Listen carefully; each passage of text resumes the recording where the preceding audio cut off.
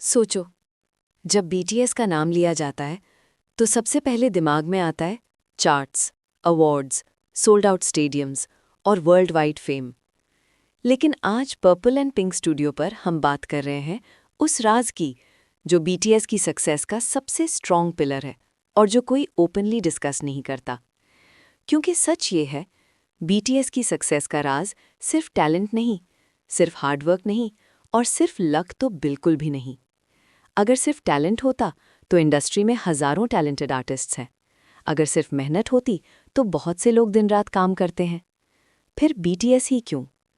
जब BTS debut हुआ, उनके पास ना बिग कंपनी थी, ना मीडिया का सपोर्ट, ना ही गारंटीड फ्यूचर। इंडस्ट्री का प्लान सिंपल था, ट्राई करो फिर क्वाइटली डिसअपियर हो जाओ। बीटीएस के साथ भी यही होने वाला था। अर्ली डेज में लोग उन्हें सीरियसली नहीं लेते थे। उनके कॉन्सेप्ट्स को कंफ्यूजिंग कहा गया, उनके लिरिक्स को टू रियल बोला गया और उनके फैंस को ओवर इमोशनल लेबल किया गया। सोचो, जब आप अपनी पूरी ऑनेस्टी दिखा रहे हो और दुनिया उसे वीकनेस समझ ले। यहाँ पर 90% लोग कॉम्प्रोमाइज़ कर लेते हैं, इमेज चेंज कर लेते हैं, ट्रेंड्स फॉलो कर लेते हैं, लेकिन बीटीएस ने ये नहीं किया। और यहीं से वो राज शुरू होता है जो ओपनली कोई नहीं बोलता। बीटीएस ने कभी अपनी जर्नी को ईजी दिखाने की कोशिश नहीं की। उन्होंने अपनी इनसिक्योरिटी, अपना फियर और अपनी कन्फ्यूजन म्यूज़िक के ज़रिए शेयर की।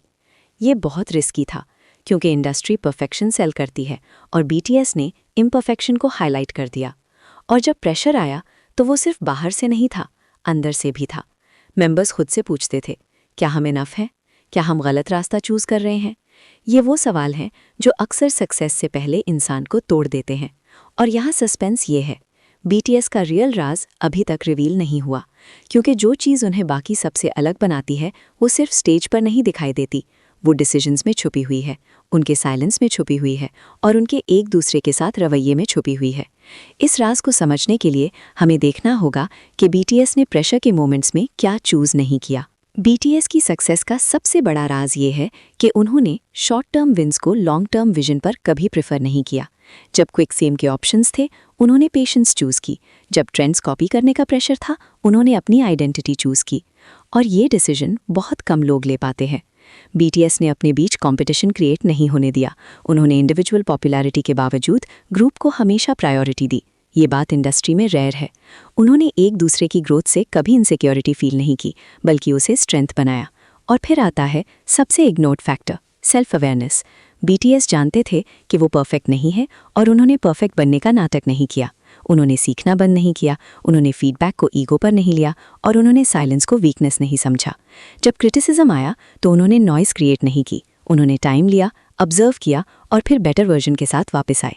यही रीज़न है कि बीटीएस हर एरा में इवॉल्व करता रहा, लेकिन कभी फेक नहीं लगा और फैंस ने इस बात को फील किया।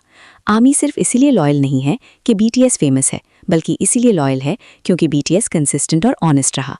उन्होंने फैंस को कभी सिर्फ नंबर्स नहीं समझा, उन्होंने उन्हें जर्नी का हिस्सा बनाया और शायद इसीलिए बीटीएस की सक्सेस टेम्पररी नहीं बनी। तो जब लोग पूछते हैं बीटीएस इतना सक्सेसफुल क्यों है, तो जवाब सिंपल नहीं लेकिन क्लियर है, क्योंकि बीटीएस ने अपनी स्टोरी किसी और के लिए एडिट नहीं की, उन्होंने ग्रोथ को रश नहीं किया और उन्होंने अपनी वैल्यूज सैक्रिफाइस नहीं की। यही वो राज है जो कोई ओपनली नहीं बोलता।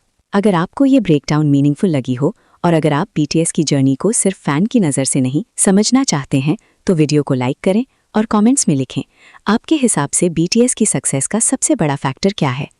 ऐसी ही डीप, क्यूरियोसिटी ड्रिवन और ऑनेस्ट के-पॉप स्टोरी टेलिंग के लिए पर्पल एंड पिंक स्टूडियो को सब्सक्राइब करें, क्योंकि यहाँ हम सिर्फ सक्सेस नहीं, उसके पीछे का रियल ट्रूथ भी एक्सप्लोर करते हैं।